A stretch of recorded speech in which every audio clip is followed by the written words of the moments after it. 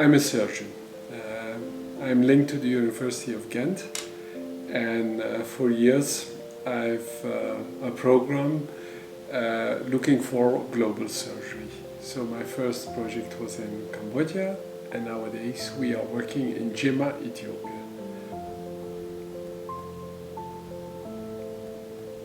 Well, we started in '99 with the invitation of some candidates for surgery coming from Cambodia, because we had to rebuild, in fact, the complete medical health system. And we were here in Ghent together with KU responsible for rebuilding the surgical department.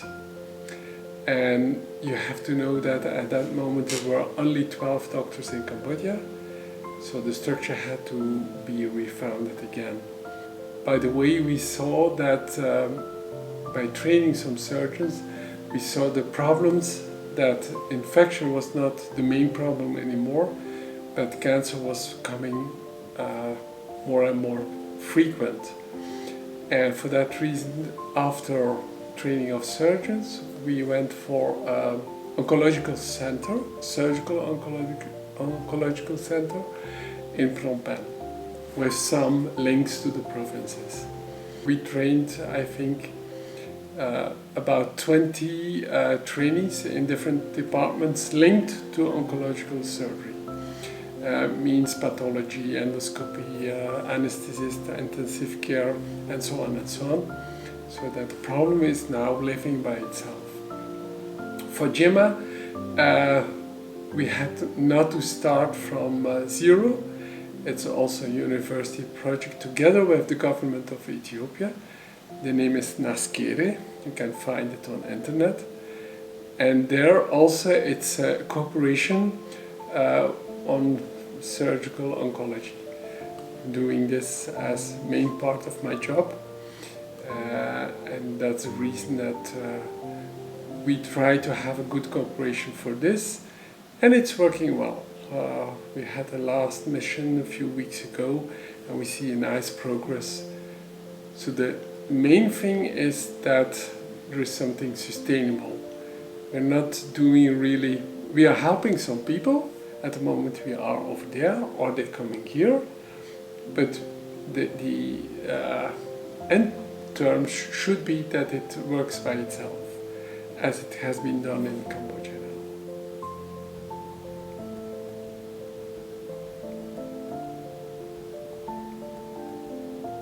In fact, there is a difference when you have to look what kind of people you start with. If you start with people having just ended up with training of medicine, it's different that you have already surgeons that have to be trained but not focused on the task they have to fulfill in the hospital they work for. So it's different. So we are now more focusing. We learned a lot about that we have to pay attention to having the right people on the right place. And in that way we can save money and investment of intellectual investment.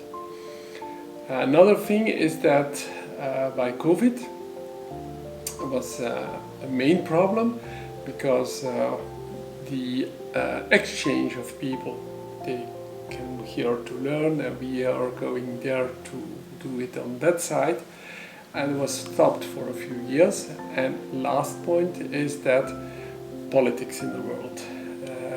In Ethiopia, for example, we had a problem that for the conflict, the internal conflict, we could not have any access to the country for I think 1 year and a half. But now it's working again. So we need, in fact, no pandemia anymore, and peace, and then we can work.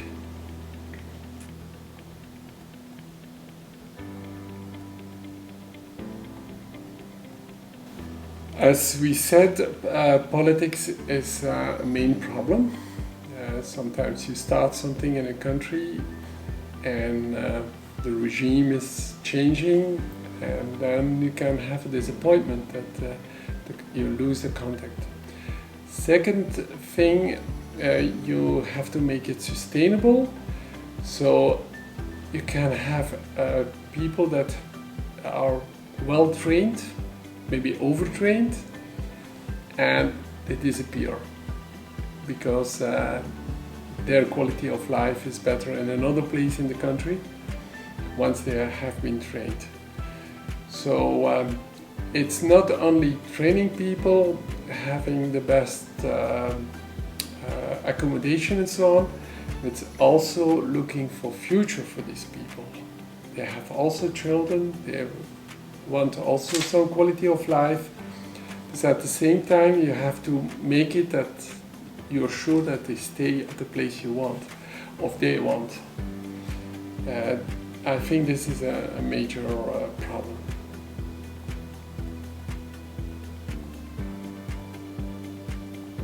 We have everything in Belgium.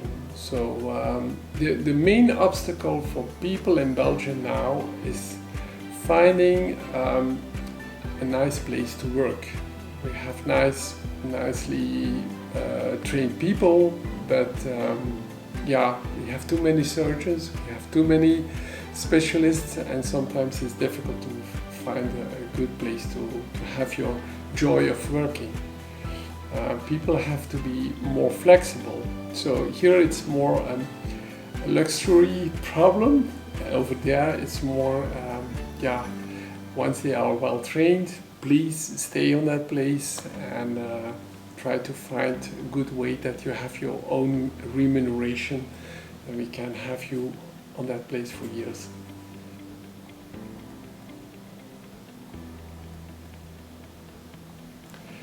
I think the first step is, if you have interest for this, is making that you have a kind of exchange with people over there. What we call oversee,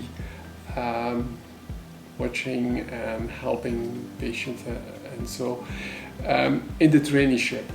What is important at that moment is that you're not going to help people, but you are involved, you get information, you know what is really needed, and so you can grow in the process. And if at the end, oh, that's something I want to do, I think it's the moment to do it, because most of the people doing this job have the same color of hair of myself. So we need motivated young people to make it that the flow is going on.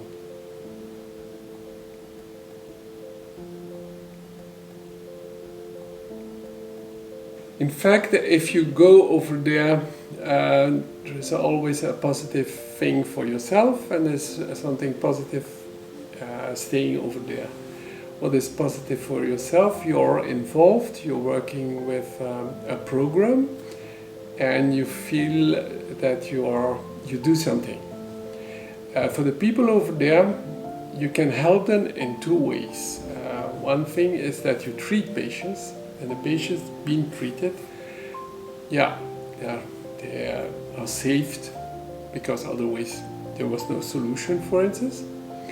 The problem over there is that you have a little amount of patients treated, and this can also be a negative effect.